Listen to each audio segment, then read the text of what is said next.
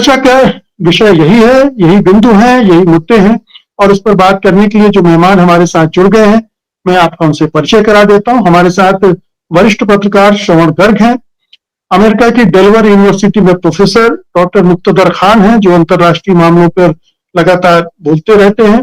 हमारे साथ सतीश झा हैं, जो न्यूयॉर्क से जुड़े हैं, वरिष्ठ पत्रकार रह चुके हैं। और हमारे साथ डॉक्टर धनंजय त्रिपाठी हैं, जो कि अंतर्राष्ट्रीय मामलों के जानकार के रूप में जाने जाते हैं। आप सबका कार्यक्रम में बहुत बहुत स्वागत है। प्रोफेसर मुक्तदर, आपसे शुरुआत करना चाहता हूं, पहले उस घमासान पर जो अमेरिका में मचा हुआ है इस मुद्दे पर कि भारत को दूसरे खेमे में धकेल दिया गया है, और अब वो जो मेहनत हुई थी 2-3 दशकों में एक रिश्ता कायम करने की, वो खटाई में पड़ गया है, उल्टा चला जा रहा है। मुकेश जी, इसमें 2-3 चीजें हो रही हैं साइमल्टेनियसली। एक चीज जो आप लोगों को पता होगा कि यहाँ पे एक फेडरल अपील्स कोर्ट ने डोनाल्ड ट्रंप के सारे टैरिफ्स को इलीगल करार कर दिया है। सो एक तरह say that has created a bit of tension और टर्मोइल इनसाइड एडमिनिस्ट्रेशन के अंदर, क्योंकि अगर वो सारे के सारे मतलब तो उनको समझ में नहीं आ रहा कि क्या करेंगे।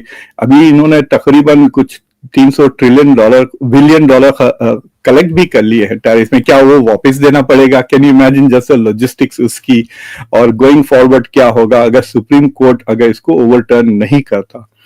और सुप्रीम कोर्ट का प्रॉब्लम यह है कि वो मुसलसिल ट्रंप की सपोर्ट कर रहा है, तो इट इज लुकिंग लाइक वो रिपब्लिकन पार्टी का एक कारकुन लग रहा है rather than a supreme court. तो वो एक क्राइसिस चल रही है। दूसरी क्राइसिस ये है कि पुतिन साहब अभी तक ज़ेलेंस्की से मिलने के लिए कोई बात ही नहीं हो रही। तो पीपल आर आस्किंग के, तो डोनाल्ड ट्रंप को ऐसा लग रहा है कि उनके जो बड़े जो मुद्दे थे फॉरेन पॉलिसी के, वो दोनों फेल हो रहे हैं। और फिर इसके जो ऑप्टिक्स जो आ रहे हैं वहां सर, सो देयर इज दो कॉन्वर्सेशंस हो रहे हैं वॉशिंगटन में। एक ये कि जो लोग फिक्र उनको अमेरिका की फॉरेन पॉलिसी की जिनको फिक्र है, तो वो ये बात कह रहे हैं कि क्या डोनाल्ड ट्रंप ने 30 साल की 25-30 साल की मेहनत जो बिल क्लिंटन ने शुरू की थी, क्या उस पर पूरी तरह से पानी फेर दिया है। तो इस डिबेट्स में मैं भी हिस्सा ले रहा हूं, और मेरा मुसलसिल सवाल ये है कि जो चीज डोनाल्ड ट्रंप 1-2 पेन स्ट्रोक से तोड़ सकते हैं, क्या वो उतनी मजबूत पहले थी या नहीं थी। तो सवाल ये उठता है कि was that A robust partnership जो चंद बातों से तबाह हो सकती है। दूसरा मुद्दा यह है कि डेमोक्रेट्स वगैरह को तो ये एक छड़ी मिल गई जिससे वो ट्रंप की पिटाई कर सकते हैं कि आपकी फॉरेन पॉलिसी फेल हो रही है, देखो आपके वजह से that thing is getting strong. लेकिन they are not very worried about the SCO की जो परफॉर्मेटिव कहा स्टेट डिपार्टमेंट की, ये नौटंकी है बेसिकली, इससे कुछ नहीं होने वाला है।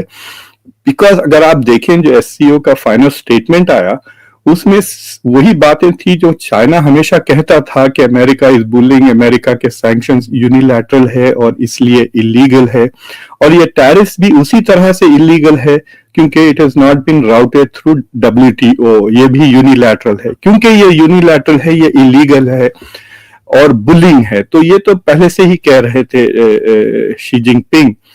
लेकिन सवाल जो उठता है कि is this A robust alliance, क्योंकि उसमें इतने कॉन्ट्रडिक्शंस थे। अगर आप उस समिट को देखें, मिसाल के तौर पे कल जो है so China is celebrating victory on Japan 80 साल, जिसमें पुतिन भी होंगे, शहबाज शरीफ भी होंगे, और नॉर्थ कोरिया से वो साहब ट्रेन में भी आ गए किम जोंग उन, लेकिन मोदी नहीं होंगे क्योंकि वो जापान, तो इंडिया की वो पुरानी चाल अभी भी वही चल रही है। हम जापान के खातिर चाइना के साथ पूरी तरह से नहीं खड़े रहेंगे। हम इजराइल के खातिर ईरान के खिलाफ जो एससीओ का कॉन्डेमनेशन था, हम उसमें हाथ नहीं देंगे। फिर जापान जब गए थे, फिर क्वाड की बात कह दी, फिर ताइवान को लेकर चाइना से ही पंगा कर लिया था SCO. So India is again trying to, दो नाव में वो पांव रख रहा है, which is been observed here. तो मुझसे एक स्टेट डिपार्टमेंट का बंदा पूछ रहा था, मैं बोला देखो दो नाव में अभी भी पांव है। ताइवान को लेकर इंडिया ने चाइना को अपसेट कर दिया था। So they are not so worried about it. Worry ये है उनको कि इससे शी जिनपिंग मजबूत ना हो गए।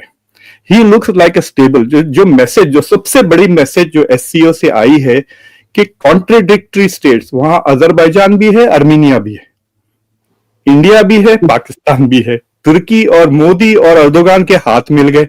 So Xi Jinping is projecting himself as a stable, mature, predictable leader, global leader जो सबको समेट सकता है, as oppose to Donald Trump जो तितर बितर कर रहे हैं सबको, मतलब जो दोस्त है उनको भी वो दुश्मन बना रहे हैं। So that is I think the biggest worry in Washington कि इससे एससीओ के थ्रू शी जिनपिंग का जो दर्जा है वो बढ़ रहा है।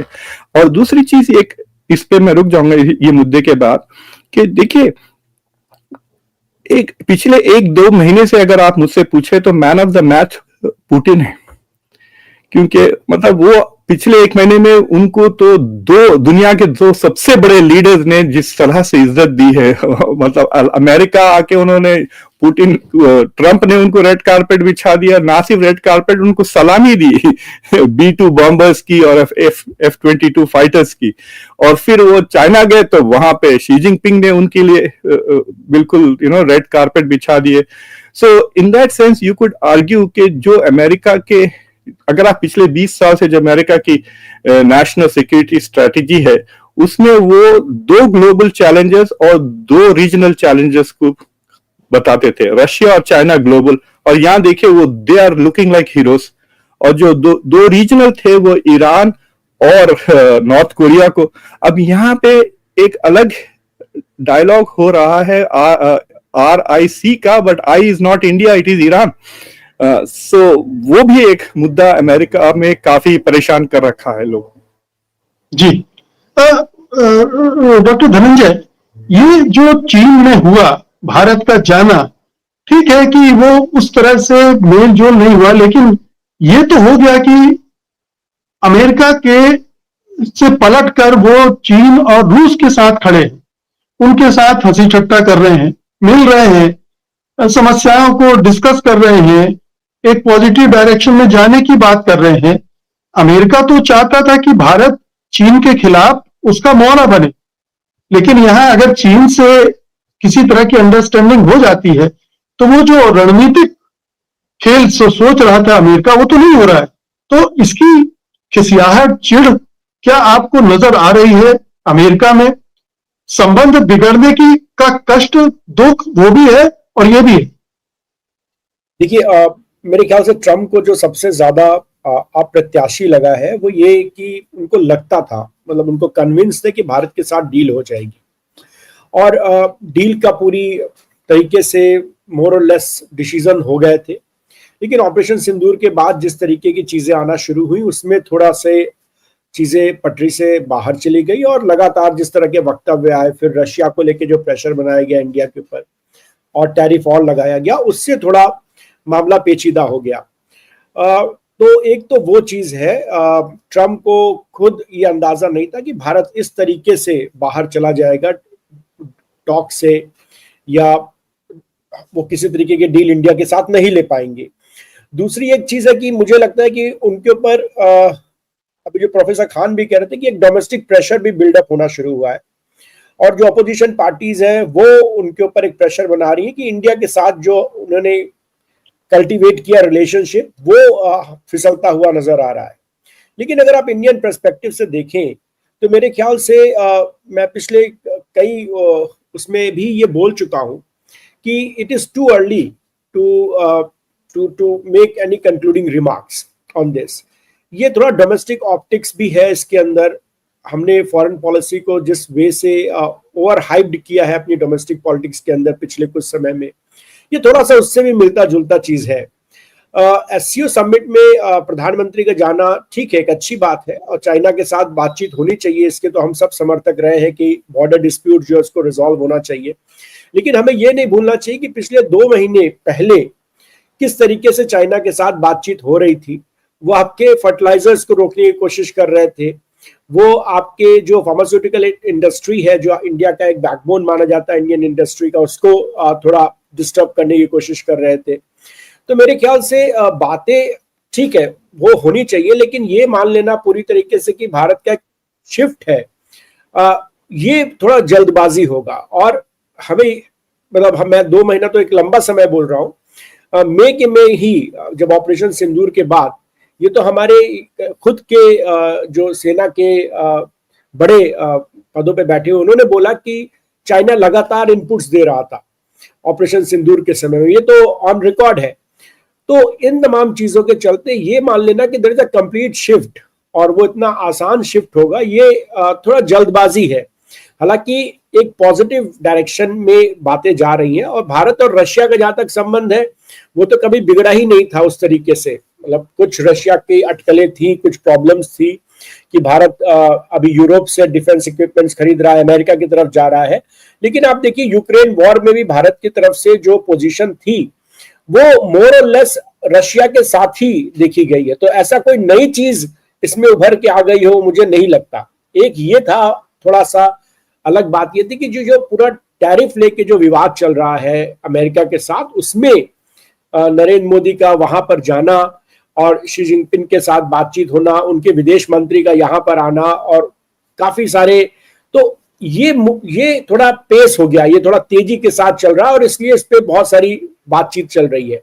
जहां तक ट्रम्प का प्रश्न है, थोड़ी सी उनकी मतलब उनके लिए सरप्राइज भी है और जिस तरीके का प्रेशर आ रहा है, क्योंकि डेफिनेटली देखिए इससे एक चीज हुई है, मतलब मैं नहीं मानता हूं कि एक मेजर चेंज हो जाएगा या कुछ है, पर एक जो इंडिया के अंदर जो स्ट्रेटेजिक कम्युनिटी है उसमें हमेशा अमेरिका को लेके एक संदेह की स्थिति रही है। वो अगर आप किसी से भी बात करें जो टॉप ऑफिशियल में है और वो अक्रॉस पार्टी लाइंस वो है, वो और चीन को लेकर भी रही है वो भाजपा हो कांग्रेस हो किसी में एक हमेशा एक वो स्थिति रही है। अब हुआ ये है कि जब इस तरीके से अप्रत्याशी मूव आता है तो वो जो आपका सस्पिशन है, अप्रीहेंशन है, वो स्ट्रांग हो जाता है। तो वो एक लॉस अमेरिका ने जो किया था पिछले समय में कि कुछ एक कॉन्सिक्वेंसी इंडिया के अंदर क्रिएट कर ली थी जो बहुत प्रो वेस्ट थी या प्रो अमेरिका बातचीत कर रही थी, आज की तारीख में उस कॉन्स्टिट्यूएंसी के अंदर ट्रम्प के इस मूव के कारण उस कॉन्स्टिट्यूएंसी भी बैकफुट पर है, वो भी कुछ खुल करके नहीं बोल रही है। तो मेरे ख्याल से ये एक सेटबैक है और ये सेटबैक से क्या होगा कि पब्लिक नैरेटिव, अगर आप यूएस एम्बेसी के ट्वीट्स देखें, वो लगातार कुछ कुछ बोल रहे हैं कि आप ऐसे वीजा लीजिए, मैं हम आपको वापस भेज देंगे। पब्लिक परसेप्शन में इंडिया यूएस रिलेशन एक खराब स्थिति की ओर जा रहा है। वो एक बड़ा डैमेज जो ट्रम्प की वजह से हुआ है वो हुआ है और इसको रिवर्स करने में काफी समय लग सकता है। जी सतीश जी, आप क्या सोचते हैं, क्या ये ट्रंप के अनुमानों के खिलाफ चला गया? क्या ट्रंप ने ये उनका कैलकुलेशन था कि हम दबाव बनाएंगे, इंडिया झक मार कर आएगा और हमारे साथ समझौता करेगा, वो रूस और चीन की तरफ नहीं जाएगा। भले ही रूस और चीन की तरफ उस हद तक न गया हो, एक संकेत तो देने की कोशिश की गई है भारत सरकार की तरफ से कि अगर आप इस तरह से करते हो तो भी हम इधर चले। देखिए, ट्रंप ने शायद ऐसा सोचा नहीं था कि भारत ऐसा करेगा, क्योंकि रिश्ते काफी मजबूत हैं डायस्पोरा को लेकर के और उनका रिश्ता डायस्पोरा से काफी अच्छा है। भारतीय डायस्पोरा से थोड़े सवाल खड़े हुए हैं, लेकिन फिर भी सब मिला के अगर आप मोदी के समर्थकों ने ट्रंप के साथ जुड़ने का एक नारा लगाया था तो वो एकदम से खत्म नहीं हो जाता। तो उनको थोड़ा ताजुब तो ये हो रहा है कि एकाएक इस तरह से क्यों कर रहे हैं। सबसे अच्छी बात यह थी कि मोदी ने उनका जवाब नहीं दिया। ट्रंप ऐसे व्यक्ति हैं, उनका कोई भी प्रतिरोधी हो, कितना भी शक्तिशाली हो, उनका देश का हो, चाहे हिलरी क्लिंटन हो, चाहे बराक ओबामा हो, वो किसी को गाली देने में वो झिझकते नहीं है। तो उनको जो भी कुछ कहेगा उससे गालियां पड़ेंगी और उनको कोई असर पड़ता नहीं है। कोई दूसरा एक शब्द भी कह दे तो रिपब्लिक उसके पीछे पड़ जाते हैं, लेकिन ट्रंप किसी को कुछ भी कहें उससे असर पड़ता नहीं है। तो ये अच्छी बात थी कि भारत ने उनके खिलाफ कुछ कहा नहीं। तो ट्रंप को उम्मीद नहीं थी कि भारत ऐसा करेगा, लेकिन अब आप अगर सामरिक चीजों को देखिए, इसके दो आयाम है, एक तो सामरिक और एक आर्थिक। आर्थिक स्थिति यह है कि हमारा रिश्ता चीन से ज्यादा मजबूत है। चीन हमारा सबसे बड़ा पार्टनर है, हम उससे बहुत आयात भी करते हैं और हम अमेरिका को निर्यात ज्यादा करते हैं, चीन से आयात ज्यादा करते हैं। हमारी डिपेंडेंसी एक अर्थव्यवस्था की तरह चीन पर ज्यादा है, उसके बिना हम सब कुछ सामान बना नहीं सकते। हमारी बेचने के लिए थोड़ी बहुत जो है अमेरिका बहुत ज्यादा नहीं है। वो मान लीजिए दुनिया में जो हमारी अर्थव्यवस्था में 3% के आसपास भारत है, 18-19 के आसपास चीन है, 18-19 के आसपास यूरोप है, और 30-32 के आसपास अमेरिका है। रूस बहुत छोटा बन गया है, वो करीब अमेरिका का 1/15 है और चीन का 1/10 के आसपास है। ये जो नई जो आप कहें बहुआयामी आर्थिक जो चेस खेली जा रही है, उसमें अगर आज से 10 साल पहले हम लोग यूनिपोलर वर्ल्ड की बात करते थे, आज वो मल्टीपोलर हो गया है। ट्रंप के पास ये परेशानी ये है कि ट्रंप किसी भी कानून के कायदे को नहीं मानता। उनके उनके साथ ये परेशानी शुरू से रही है, 2016 से रही है जब उनका चुनाव हुआ था, कि वो मानते हैं कि अमेरिका का राष्ट्रपति सबसे बड़े देश का राष्ट्रपति है, वो दुनिया के बादशाह की तरह है, उस पर बहुत ताकत है। और अब सुप्रीम कोर्ट ने उनको ऐसे कुछ दे दिए हैं अधिकार, उनके ऊपर कुछ भी अंकुश है नहीं है, तो वो निरंकुश शासक की तरह काम कर रहे हैं और उनकी जबान हमेशा बेलगाम रही है। उससे कहते हैं नो फिल्टर बैन अमेरिका में। उसके सवाल ये है कि जी जो नुकसान हो गया है दोनों देशों के रिश्तों में, उसके लिए ट्रंप ही तो जिम्मेदार है, उनकी नीतियां ही तो जिम्मेदार है। और अगर उन पर आक्रमण हो रहे हैं तो उसको वो किस तरह से ले रहे हैं? देखिए, ट्रंप का ऐसा व्यक्तित्व है कि जो जीतते हैं वो खो जाते हैं, वो चाहे व्यापार हो चाहे यहाँ हो, वो जीतने वाली चीज खो जाती। मैंने 2016 में कहा था कि ट्रंप की जो एक उनका जन्म इसलिए हुआ है अमेरिका की राजनीति में कि जो अब तक की जो उसकी उपलब्धियां हैं वो सबको खत्म करने के लिए आए हैं। तो पहले 4 साल में नहीं हुआ तो अगले 4 साल में करेंगे वो। तो मुझे तो तब भी लगा था कि ये सिर्फ खत्म कर देंगे, जैसे कि व्यापार करते हैं ऐसे इसमें करेंगे। तो सारी गलतियां ट्रंप की हैं, जो उन्होंने किया है वो गैर कानूनी है, वो अनकॉन्स्टिट्यूशनल था, ये सब जानते थे। लेकिन वो कहने से कुछ होता नहीं जब तक सुप्रीम कोर्ट ना कहे। अभी भी अपील कोर्ट ने तो कह दिया है कि वो टैरिफ पे भी रोक लगा दी है, लेकिन 14 अक्टूबर को जब सुप्रीम कोर्ट फैसला देगा उसमें ज्यादा तक उम्मीद यही है कि 9 में से 6 ट्रंप के अपॉइंटेड लोग हैं या रिपब्लिकन पार्टी के समर्थक हैं, तो शायद अंत में उसके फेवर में फैसला कुछ कर देंगे ऐसा कि जो टैरिफ की बात कुछ जजों ने बाहर कर दी है वो फिर सामने आ जाएगी। तो मेरा ये मानना है कि ट्रंप एक निरंकुश बादशाह की तरह काम कर रहे हैं। सवाल ये है कि क्या ये एक गंभीर संकट मानता है ट्रंप एडमिनिस्ट्रेशन, भारत के साथ जो संबंध खराब हुए हैं, ये रियलाइजेशन है वहां पर? देखिए, भारत के साथ सब संबंध खराब करने से कोई सामरिक उनको बहुत बड़ा नुकसान नहीं हो रहा है और आर्थिक नुकसान भी नहीं हो रहा है। मुश्किल होगी भारतीय डायस्पोरा को। अभी भारत को मोहरा बनाने की बात थी अमेरिका और चीन के संबंधों के बीच में, लेकिन भारत पूरा बना नहीं था। पाकिस्तान के साथ अमेरिका का रिश्ता बहुत सीधा रहा है और भारत का रहा है रूस के साथ सीधा। अमेरिका से भारत के रिश्ते इवॉल्व हो रहे हैं लेकिन इतने मजबूत नहीं हुए थे। जॉर्ज बुश के जमाने में जब 2005 में डॉक्टर मनमोहन सिंह ने जब न्यूक्लियर पैक्ट साइन किया, वो पहला एक इशारा था कि शायद हमारे रिश्ते बनेंगे, अच्छे होंगे सामरिक रूप से। लेकिन देखिए, हमारा डिफेंस की जो खरीदारी है अमेरिका से बढ़ी तो नहीं। अभी भारत सरकार ने जो F-35 की बात थी तो भी खत्म कर दी। तो अभी हमारी डिपेंडेंसी, अमेरिका की डिपेंडेंसी हमारे ऊपर किसी तरह की नहीं है। इसके अलावा कि हमारे लोग करीब मान लीजिए 5-1 मिलियन लोग जो हैं, 50-1 लाख भारतीय मूल के जो लोग हैं, वहां की अर्थव्यवस्था में काफी महत्वपूर्ण हो गए हैं। कई सारे सीईओज हैं, टेक्नोलॉजी के लोग हैं, ज्यादातर लोग प्रोफेशनल्स हैं, डॉक्टर्स हैं, 1/3 डॉक्टर भारतीय मूल के हैं। इनकी अपनी महत्ता है, लेकिन ये लोग भारतीय की तरह व्यवहार नहीं करते वहां, ये लोग वहां अमेरिकन की तरह व्यवहार करते हैं। इसीलिए मेरा ये कहना है कि अमेरिका के गणित में भारत का महत्व बहुत कम है।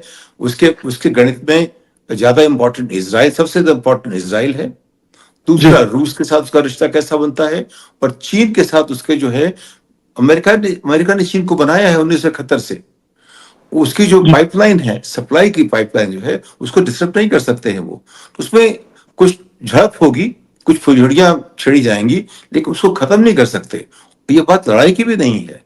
और जो थोड़ी बहुत नेगोशिएशन हो रही है इसलिए ट्रंप के हिसाब से, वो इसलिए कि उसके खानदान को, उसके बच्चों को कुछ ना कुछ चीन देता रहे। अभी जो अमेरिका की फॉरेन पॉलिसी तय हो रही है, अगर आप सही देखिए तो सब बैकडोर पे हो रही है। और बैकडोर पे ये हो रहा है कि ट्रंप के परिवार और उसके दोस्तों के साथ आप दोस्ती कर लीजिए और आपको जो चाहिए मिल जाता है। बिल्कुल तो बिल्कुल, अब अब की स्थिति ये पाकिस्तान है। में यही खेल खेला है और उसमें बिल्कुल। उसका फायदा भी हुआ है। लेकिन श्रवण जी ये बताइए कि ये जो कुछ हो रहा है उसकी झुंझलाहट तो दिख रही है ट्रंप एडमिनिस्ट्रेशन में।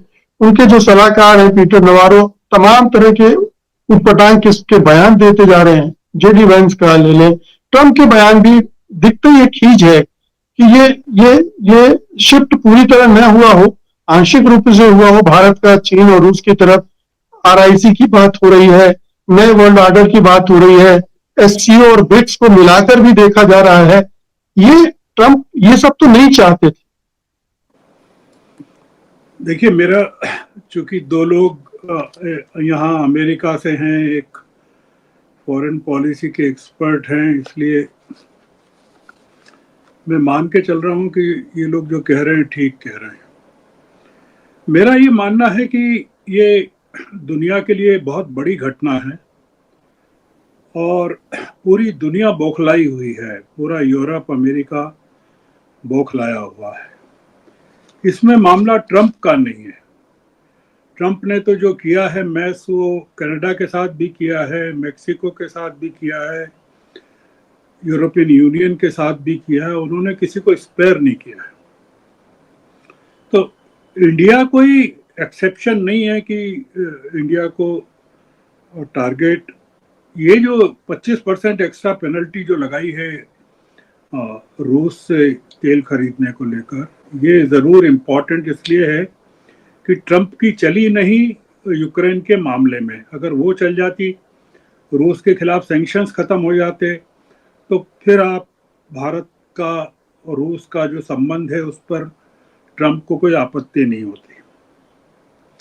मेरा ये मानना है कि ये चाहे जितना टेम्पररी हो मामला, ट्रंप एडमिनिस्ट्रेशन से मोदी जी के संबंध ठीक नहीं होंगे। अगर मोदी जी को जो लोग जानते हैं और ट्रंप को जानते हैं, ये 3.5 साल अगर ट्रंप टैरिफ वापस भी ले लें, कम भी कर लें, कोर्ट का सुप्रीम कोर्ट का फैसला भी आ जाए, सब हो जाए, जो नुकसान हो गया है वो अब उसकी भरपाई नहीं हो सकती है। भारत इतना आगे बढ़ गया है इस पूरे मामले में। ये जो एससीओ है ये बना 2001 में है, पर भारत इसमें मोदी जी के आने के बाद 2017 में शामिल हुआ। और मोदी जी हर साल मिल रहे हैं, इसकी समिट्स में जा रहे हैं। ये पहली बार हो रहा है कि इतना ज्यादा फोकस दुनिया का, आप अगर रॉयटर्स की खबर देखें, एपी की देखें, न्यूयॉर्क टाइम्स की देखें, पूरा फोकस 3 लोगों पर है जो बाइट्स आ रही हैं कि मोदी पर है, पुतिन पर है और शी पर है। ऐसा क्या हो गया कि ये अचानक से मोदी इतने इंपॉर्टेंट हो गए और मोदी को लेकर इतने ज्यादा कंसर्न्स हैं कि कैसे ये जो चल रहा है ये कैसे इम्पैक्ट करेगा पूरी दुनिया को। ये करने वाला है, बहुत जबरदस्त तरीके से करने वाला है। और इसमें केवल अमेरिका का मामला नहीं है, ये इसमें जो सबसे बड़ा मामला है वो ये कि पूरा जो डेमोक्रेटिक वर्ल्ड है पूरा का पूरा वो श्रिंक हो जाएगा। अगर आप एससीओ को देखें तो उसमें 10 देश हैं और 9 में डेमोक्रेसी नहीं है, डिक्टेटरशिप है या ऑटोक्रेसी है या एक तरह का अलग तरह का शासन है। केवल इंडिया है, मतलब वहाँ अगर आप जाएं तो न रूस में है, न चीन में है, न Kazakhstan, Kyrgyzstan, Uzbekistan, Tajikistan, Belarus, Iran, ये तमाम जो मुल्क हैं उसके एससीओ के, ये एक डेमोक्रेसी को, 140 करोड़ की डेमोक्रेसी को एक ऐसे खेमे में धकेलने का मामला है कि जो जहां से पूरी डेमोक्रेसी खत्म हो जाएगी, मतलब एक डेमोक्रेटिक वर्ल्ड दुनिया का कमजोर हो जाएगा। दूसरा, अमेरिका के लिए सबसे बड़ा मामला यह है कि भारत जैसा देश साम्यवादी खेमे में जा रहा है, मतलब रूस और चीन के साथ मिल रहा है। और अमेरिका के लिए 60 करोड़ लोगों का एक जो मिडिल क्लास का बाजार है वो पूरी तरह से खत्म हो रहा है। अमेरिका अफोर्ड ही नहीं कर सकता कि इतने बड़े। और ये केवल मामला एससीओ का नहीं है, ये मामला ब्रिक्स का भी है। अगर आप ब्रिक्स में देखें, Brazil, Russia, India, China, Egypt, Ethiopia और ईरान, इंडोनेशिया, यूएई, ये तमाम लोग हैं। और उसमें भी 4 देश कॉमन है एससीओ में और ब्रिक्स में, जैसे रशिया, इंडिया, चाइना और ईरान। अब अगर ये ब्रिक्स और एससीओ मिल जाते हैं और भारत उसमें घुस जाता है पूरी तरह से, तो आप सोचिए कि पूरा का पूरा मामला, मैं यहाँ पर उसकी बात नहीं कर रहा हूं कि क्वाड का क्या होगा और ऑकस का क्या होगा, जिसका दोनों का पूरा फोकस इंडो पैसिफिक है, तो क्वाड खत्म हो जाएगा। मतलब इसमें ऑस्ट्रेलिया, इंडिया, जापान और यूएस है। इसमें इंडिया के दोनों नावों पर पैर रखने का मामला नहीं है। मामला यह है कि कौन सा पैर भारी है और कौन सा, किस नाव पर ज्यादा वजन है। तो मोदी जी को अब चाहे जिस कारण से, और अब जो चल रहा है वो अलग तरह के प्रेशर्स जो लाए जा रहे हैं, पीटर नवेरो का जो कहना है, और ब्राह्मणवाद को जो उन्होंने घसीट लिया और यूक्रेन को ले लिया, तमाम चीजें ले ली, वो और ज्यादा एंटोगनाइज कर रहे हैं मोदी जी को, या एससीओ को की तरफ ज्यादा धकेल रहे हैं। इसमें रिकंसिलिएशन कहीं नहीं है। मतलब आप नाराज भी कर रहे हैं और चाहते भी हैं कि आप उनके खेमे में नहीं जाएं। तो ये तो ये बहुत बड़ी घटना हो रही है। इतना फोकस एससीओ पर दुनिया के किसी समिट पर नहीं हुआ कि दुनिया के तमाम अखबार और सोशल मीडिया में पूरा फोकस इन लोगों पर, इनके फोटो छप रहे हैं, इनके फोटो सर्कुलेट हो रहे हैं। मैं मानता हूं कि ये बड़ी घटना है, और इसमें जो सबसे बड़ी चीज है वो जो चीन का इनिशिएटिव है, बिल्ट एंड रोड इनिशिएटिव, जिसमें जो अभी इंडिया उसमें शामिल नहीं है, जो एक चाइना पाक इकोनॉमिक कॉरिडोर बनना है, एक उसमें चाइना से बर्मा तक का इकोनॉमिक कॉरिडोर बनना है, एक चाइना से जो पूरा यूरोप तक, सेंट्रल एशिया होते हुए जाना है, कॉरिडोर बनना है। भारत अगर उसमें इन लोगों के साथ जुड़ गया, ये केवल मामला 40 करोड़ पॉपुलेशन का नहीं है और साउथ का नहीं है, ये पूरी दुनिया को में इम्बैलेंस पैदा कर देगा। इसलिए ये जब तक डोमेस्टिक प्रेशर वहां बढ़ता नहीं है अमेरिका में, ये जो बता रहे हैं वीजा वगैरह को लेकर जो रूल्स टाइट कर रहे हैं, ये इनडायरेक्ट प्रेशर के तरीके हैं कि आप पर हम दबाव डाल रहे हैं कि वहाँ के जो इंडियंस हैं 50 लाख बड़ी बड़ी पोजीशंस पर हैं, पूरी इकोनॉमी को उन्होंने कंट्रोल किया हुआ है, वो दबाव डालें इंडिया पर। ये पूरा मामला है कि भाई देखिए आपके कारण हम तबाह हो जाएंगे। मुकेश जी, ये मामला ऐसे ही चलता रहा तो बढ़ेगा, और इसका बहुत भारत को मोदी जी चिंता नहीं करते हैं ना। दिक्कत यह है कि किसको नुकसान हो रहा है, किसको फायदा नहीं। जो पूरा गुजराती मेंटेलिटी है, मारे माटे शू, तो वो पूरा का कि मेरे लिए क्या। आपने अगर उनको नाराज कर दिया, उनके ईगो को आपने हर्ट कर दिया, तो ठीक है, वो ट्रम्प भी ईगोइस्ट हैं और मोदी जी भी ईगोइस्ट हैं। जी। ये दिक्कत है, काफी बड़ी दिक्कत है। मैं इसको छोटी दिक्कत नहीं मानता हूँ। ये कह रहे हैं धनंजय जी कि इस पर अभी पहुंचना नहीं चाहिए किसी नतीजे पर, और मतलब नतीजा क्या होता है यार। अब नतीजा किसको मानेंगे आप? मतलब क्या हो जाएगा तो नतीजा हो जाएगा। टैरिफ वापस ले लेंगे तो सब कुछ नॉर्मल हो जाएगा क्या? रूस से तेल खरीदना ही बंद नहीं करेगा भारत, कर ही नहीं सकता। ये है पूरा मामला जी। ये बिगड़ने वाला जी जी। प्रोफेसर मुक्तवर, क्या वो पॉइंट ऑफ रिटर्न जो है वो खत्म हो गया है, या ट्रंप को ये कभी एहसास हो सकता है या इतना दबाव बिल्ड हो सकता है कि वो कम से कम ये 25% वाला मामला खत्म करें और बाकी के जो नेगोशिएशंस हैं उसको रिज्यूम करें। सर, इमेजिन करें जो ट्रंप, जो पुतिन और शी जिनपिंग की जो बायलैटरल हुई होगी, उसमें मोदी के बारे में क्या बात करे होंगे? वो ही कहीं ना, अरे 2-3 क्या उसने ट्वीट किया, ये भागे भागे यहां आ गए। 2023 में India was the president of SCO, उसको तो गाड़ डाला ना इंडिया ने, वर्चुअल कर दिया। जब ये सारे फोटोग्राफ्स वगैरह जब भी दिल्ली में हो सकते थे, बट क्योंकि India was so into G7 and G20 कि वो बड़े इतने खुश थे कि बाइडेन आ रहे हैं इंडिया, तो वो पुतिन और शी जिनपिंग को ब्लॉक कर दिया। और उसको ब्लॉक करने का तरीका था कि एससीओ को मार डाला। उसके बाद फिर जब द सेकंड वन जो हुआ, मेरे ख्याल से कजाकिस्तान में हुआ, उसमें वो गए नहीं। तो पिछले 2 साल से तो ये तो बिल्कुल इग्नोर कर रहे थे। देखिए, इट इज वेरी सिंबॉलिक कि ये 7 साल के बाद चाइना गए हैं और 7 साल के बाद जापान में जो इंडिया जापान की बायलैटरल हुई है, वो 7 साल के बाद हुई। जापान के साथ इसलिए मुलाकात नहीं हुई क्योंकि क्वाड के थ्रू होती जा रही थी non stop. So the question is कि जब इन्होंने जापान में जो बात की ना क्वाड की, जब मुझे ऐसा लगा कि नरेंद्र मोदी ने बैकडोर फिर खोल दिया है अमेरिका के लिए।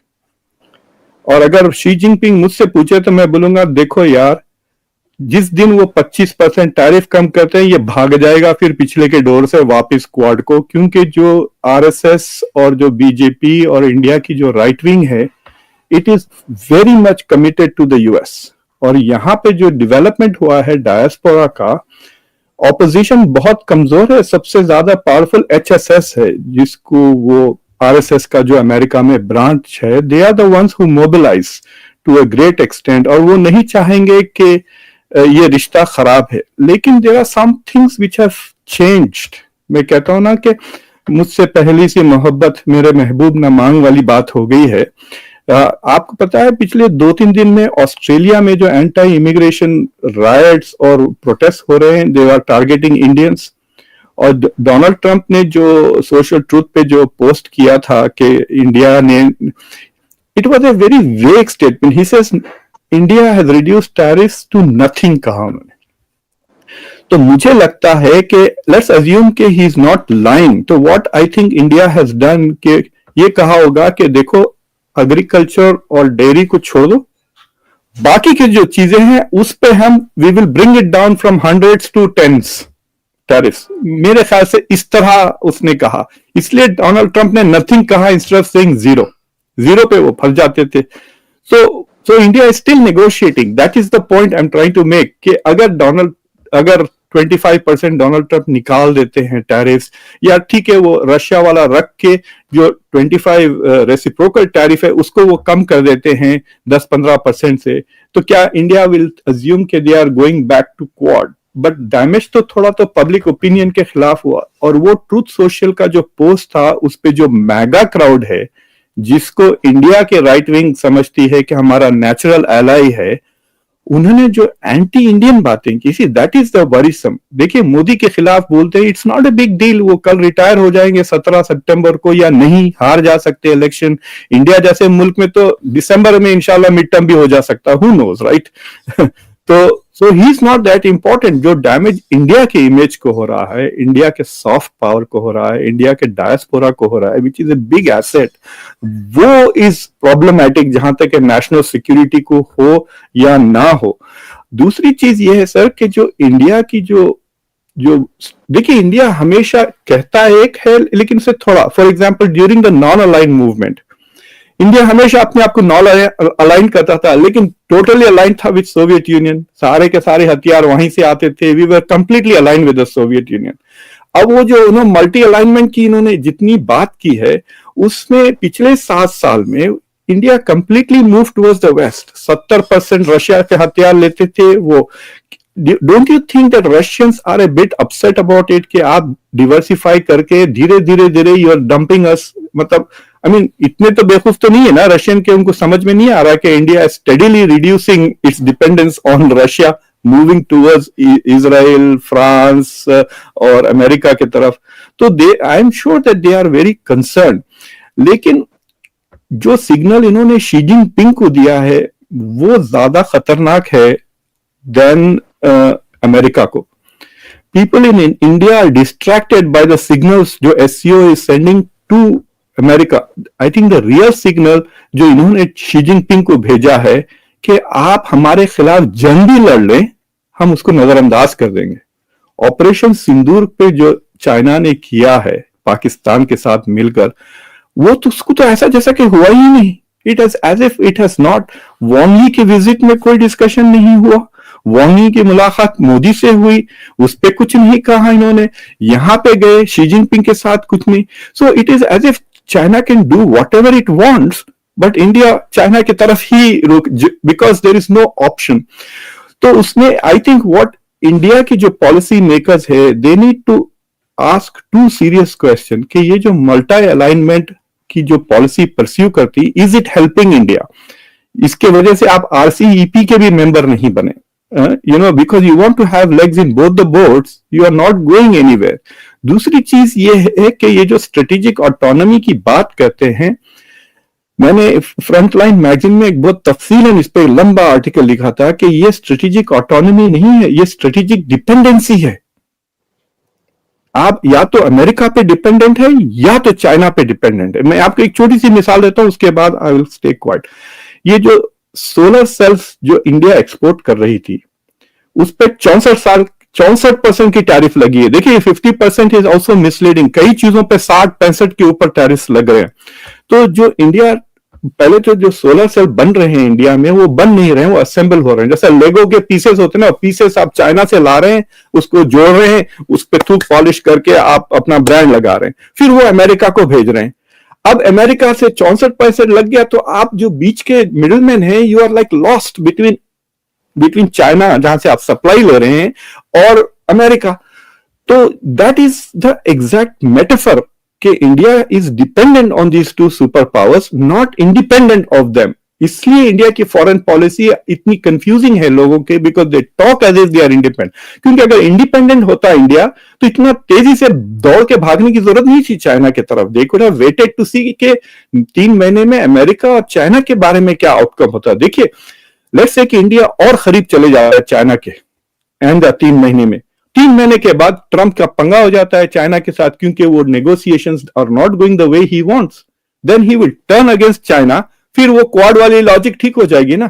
तो क्या फिर इंडिया डंप करके वापस भागेगा into Quad, because now Trump wants to go after China. तो अगर इंडिया रुक जाता 3-4 महीने, ये सिंबॉलिक, तो शायद बिहार का इलेक्शन हार जाते, लेकिन इंडिया तो सेफ रहता. डॉक्टर धनंजय, ये 2 नाव की सवारी वाली बात आपने भी की कि वहां भी अभी पूरी तरह मामला खत्म नहीं हुआ है और यहाँ ठीक से जुड़े भी नहीं. ये बड़ा कंफ्यूजिंग है, या इसमें ये माने कि दोनों एक ही बास्केट में सारे अंडे नहीं रखना है, थोड़ा इधर भी है थोड़ा उधर भी. जी, सवाल ये कि देखिए, विदेश नीति या अंतर्राष्ट्रीय संबंध में इतना इमीडिएट इतना बड़ा बदलाव आ जाएगा, ये मैं थोड़ा मानने को तैयार नहीं हूं. इसका कारण ये है कि कल तक आप चाइना के साथ आपका एक स्ट्रेटेजिक, देखिए व्यापार चाइना का आपके साथ कभी भी खराब नहीं हुआ. गालवान वैली के बाद भी आप व्यापार कर रहे थे. 100 बिलियन के ऊपर का व्यापार है, आपका मेजर ट्रेडिंग पार्टनर चाइना है, वो कभी भी खराब नहीं हुआ. आपका चाइना के साथ दिक्कत क्या है? आपकी राजनीतिक संबंध अच्छे नहीं रहे. ऐसा नहीं है कि नरेंद्र मोदी ने कोशिश नहीं की. जब वो आए थे चुन करके, उनका लगातार चाइना को लेकर के प्रयास था. चाइना के राष्ट्रपति भारत में आए थे, हम सब जानते हो तमाम बातें. लेकिन चाइना आपके बॉर्डर इश्यूज पे आपको कंसेशन देने को 1% भी तैयार नहीं है, अभी भी तैयार नहीं है. दूसरी चीज है कि चाइना का, हमें वही जो अभी प्रोफेसर खान भी कह रहे थे कि क्या हम भूल सकते हैं किस तरीके के से पाकिस्तान के साथ चाइना बिल्कुल खड़ा हुआ था. कम से कम इस बार 71 में भी इस तरह का नहीं था डायरेक्ट इन्वॉल्वमेंट, लेकिन इस बार तो डायरेक्ट इन्वॉल्वमेंट था. वो तो हमने सबने देखा है. ये जो SCO समिट है, इसको इतना बड़ा लेवल पर रीड क्यों किया जा रहा है? एक तो ट्रंप का जिस तरीके का रवैया है अंतरराष्ट्रीय संबंध में, उसको लेकर तमाम लोग परेशान है. सिर्फ भारत में नहीं, यूरोप के अंदर लोग परेशान है, और भी कनाडा परेशान है, बहुत सारे देश परेशान है. तो उसमें एक ये जो तस्वीर आ रही है तो उसको लोग थोड़ा बड़ा चढ़ा करके उसको लेकर के देख रहे हैं। भारत और रशिया के बीच में हमेशा एक संबंध रहे, स्ट्रेटेजिक एक संबंध रहे, वो आज से नहीं एजेस से, उसमें कोई नई चीज नहीं है। पुतिन और मोदी एक सवाल है डॉक्टर धनंजय कि अगर हमारे प्रधानमंत्री भागते हुए गए, हालांकि उसका मकसद ये भी है कि अगले साल ब्रिक्स की प्रेसिडेंसी आनी है, अगर आप नहीं जाओगे तो वो नहीं आएंगे और आपका पूरा फ्लॉप हो जाएगा शो, आप उससे जो हासिल करना चाहते हो आपको नहीं मिलेगा, एक बड़ी वजह ये थी। लेकिन जो रूस और चीन देख रहे होंगे भारत की तरफ, उन्होंने तो टटोला होगा। मैं तो जानना चाहता हूं कि वो 45 मिनट की यात्रा की पुतिन ने मोदी के साथ, वो उस यात्रा में क्या हुआ होगा, उस यात्रा मोदी जी को क्या कहा गया होगा और मोदी जी कितना समझे होंगे, क्योंकि वो तो पुतिन तो अंग्रेजी जानते हैं, मोदी जी का हम सब जानते हैं हाल क्या है। तो क्या हुआ होगा, क्या उसमें धमकाया होगा पुतिन ने, समझाया होगा, क्या किया होगा, वो क्यों उनके साथ कार पर गए, साझा क्यों किया उस समय, वही तो बड़ी बात होगी ना। गाड़ियों की तो कमी वहां नहीं रही होगी। जी, उसमें एक बहुत महत्वपूर्ण बात यह है कि ये माना जाता है कि पुतिन और मोदी में काफी अच्छी दोस्ती है, मतलब एक उनके पर्सनल रिलेशन काफी अच्छे हैं, ये माना जाता है इन जनरल भी। वो तो ट्रम्प के साथ भी थे। हाँ, ट्रम्प के साथ भी थे, लेकिन ट्रम्प के साथ जो अनप्रेडिक्टेबिलिटी आई है वो ट्रम्प की अपनी क्रिएट की हुई है, और वो टैरिफ से ज्यादा, रशियन ऑयल से ज्यादा, मेरे ख्याल से इस बात से ट्रम्प खफा है कि, और जो अभी न्यूयॉर्क टाइम्स वगैरह सब जगह आया है कि वो चाहते थे कि इंडिया इंडोर्स करे इस बात को कि उनकी मध्यस्थता से सीज फायर हुआ है, जो इंडिया ने मानने से साफ तौर पे इनकार कर दिया। उसको लेकर के ट्रम्प को काफी धक्का लगा है, क्योंकि वो ये चाहते थे कि जिस तरह से पाकिस्तान ने उन्हें नोबेल प्राइज के लिए कहा है, वो भारत भी इस तरह के कुछ बातें बोले या कहीं से कुछ इंडोर्समेंट आए, वो भारत ने उनको लेवरेज नहीं दिया, तो उसको लेके वो काफी खफा है। पुतिन के साथ भारत के संबंध हमेशा ठीक ही ठाक रहे हैं, ऐसा कुछ नहीं है। बीच में अभी थोड़ा इंडिया अपने आप को डाइवर्सिफाई करने का कोशिश किया, और वो पोस्ट यूक्रेन करने की कोशिश किया, क्योंकि इंडिया के ऊपर वेस्ट का एक प्रेशर था, और इंडिया वेस्ट को ये समझाने में सफल रहा कि देखिए हमारा एक स्ट्रेटेजिक डिपेंडेंसी भी रशिया के साथ है, जो हमारा पोजीशन है उसको लेके, और फ्रांस के साथ जिस तरह से हम राफेल खरीद रहे हैं और तमाम चीजें खरीद रहे हैं, तो इस तरीके का जो बात है कि क्या हम एससीओ के साथ कंप्लीटली जा रहे हैं, या एससीओ क्या एक ब्लॉक है, क्या एक सिक्योरिटी ऑर्गेनाइजेशन है। मुझे लगता है कि इतना बड़ा या ब्लॉक के संदर्भ में हमें नहीं देखना चाहिए। चाइना खुद भी अपने आप को हमेशा इस बात से दरकिनार रखता है। दूसरी चीज है कि चाइना और अमेरिका की एक राइवलरी, एक कंपटीशन हो सकता है, लेकिन क्या वो इतने खराब आर्थिक संबंध है? अभी आप देखिए, अगर इस पूरे टैरिफ के दौर में चाइना एक ऐसा देश है जो अमेरिका से कुछ कंसेशंस भी लेकर के आने में सक्षम रहा, डिस्पाइट इसके कि जब ट्रंप एडमिनिस्ट्रेशन आया था तो ये कहा जा रहा था कि ये एंटी चाइना, एक हॉक्स है इसके अंदर जो चाइना को लेकर के काफी सतर्क है, लेकिन ऐसा कुछ भी हमें देखने को नहीं मिला। तो ये मतलब दिल को खुश रखने को गालिब यह ख्याल अच्छा कि ठीक है, एक एससीओ होगा, एक एंटी वेस्ट एक अलायंस बनेगा, अच्छी बात है, ये होना, सोचना चाहिए, लेकिन ये अभी जमीनी तौर पे होता हुआ नहीं दिख रहा है। ये तो दूसरा सवाल है। लेकिन सतीश जी, क्या आपको लग रहा है कि ट्रंप प्रशासन को देर अबेर ये समझना पड़ेगा कि उसको भारत के साथ कोई खास व्यापार नहीं करता, इतना काफी नहीं है? 140 करोड़ का मुल्क है, अंतरराष्ट्रीय राजनीति में भी उसका प्रभाव परोक्ष रूप से तो रहता ही है। अगर ऐसा नहीं है तो फिर तो कोई जरूरत ही नहीं, मतलब फिर ये मान लिया जाए कि संबंध खत्म। मुकेश जी, मुझे लगता है कि सारी मुश्किल शुरू हुई है भारत की अपनी छाती कुछ ज्यादा ही बड़ी करने की बात से। अगर भारत उस तरह की बात नहीं करता, ये कहना चाहता है बहुत बड़े हैं, अरे भाई तुम 3% दुनिया के हो, तुम्हारे पास 140 करोड़ लोग हैं, तुम्हारी जो प्रति व्यक्ति आमदनी है 25, आपकी आवाज नहीं आ रही, 13,500 का है, और आप हेलो, वर्ल्ड एवरेज जो है वो 13,500 का है और हमारा 2,500 का है। हम अपनी बात को इस तरह कह रहे हैं कि हम सुपर पावर बन रहे हैं, बड़ी भारी शक्ति बन रहे हैं, हम चौथे बन गए हैं, वहां से मुश्किल शुरू होती है।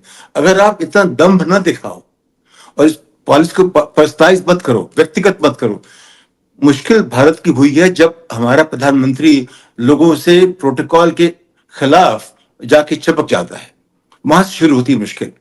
हर जगह मुश्किल, अब चाहे वो आप यूएन के सेक्रेटरी जनरल को देखिए, तमाम देशों के लोगों को, मैक्रोन को देखिए, सब बहुत उससे घबराते हैं, बचना चाहते हैं उस आदमी से। चीन में भी अभी यही हो रहा था, चीन में भी यही हो रहा था। बिल्कुल, हर जगह ये होता है। परेशानी दो चीजों हुई है कि एक दम्भ हमारे का बहुत बड़े हैं और दूसरा हमारा प्रधानमंत्री चिपकता रहता है लोगों से, जो कि प्रोटोकॉल के खिलाफ है। तो ये जो हर जगह दिखाने के हम बड़े हैं, हम बड़े हैं, हम ये हैं, अगर कोई हमारे आप में भी हो जाए, हम आपको रोज कहेंगे हम बड़े हैं, हम बड़े हैं, आप क्या करेंगे हमारे साथ? तो ये जो मुश्किल हो गई तो ये है। तो फॉरेन पॉलिसी पर्सनलाइज करने की चीज नहीं होती, वो देशों के बीच में होती है और हमें इस तरह चलाना पड़ता है, बड़ी सोच समझ के रोजाना, कि उसमें कोई गड़बड़ ना हो जाए। हमने उसको उस सीमा को लांघ लिया। वो सीमा को लांघना हमारी सबसे बड़ी मुश्किल हो गई है। जहां तक अमेरिका का सवाल है, भारत का मतलब उतना ही है जितना कि वहां डायस्पोरा कहता है। भारत का अमेरिका के लिए कोई और मतलब नहीं है। वहां का डायस्पोरा तय करता है कि अमेरिका किस तरह से भारत के साथ पेश आएगा। और आप देखें, हमारे स्थायी संबंध रहे हैं रूस के साथ। चीन को आप कभी उस पर विश्वास नहीं कर सकते, कुछ भी करें, और अमेरिका पर विश्वास नहीं कर सकते। अमेरिकनों ने खुद ही कहा है कि अगर हमारी दुश्मनी खराब है तो हमारी दोस्ती फेटल है। तो बहुत लोग कह चुके हैं, उनके अपने ही जो सामरिक एक्सपर्ट कह चुके हैं कि अमेरिका ने कभी भी किसी का साथ नहीं दिया है। वो जब जरूरत पड़ती है सामरिक रूप से उस समय करते हैं। इजराइल के अलावा, इजराइल अपने आप एक एक्सेप्शन है, उसको छोड़ करके उनका जो 200 साल का इतिहास है, वो किसी के साथ आप विश्वास कर नहीं चल सकते, चाहे फ्रांस भी हो, चाहे इंग्लैंड हो, चाहे जो भी हो।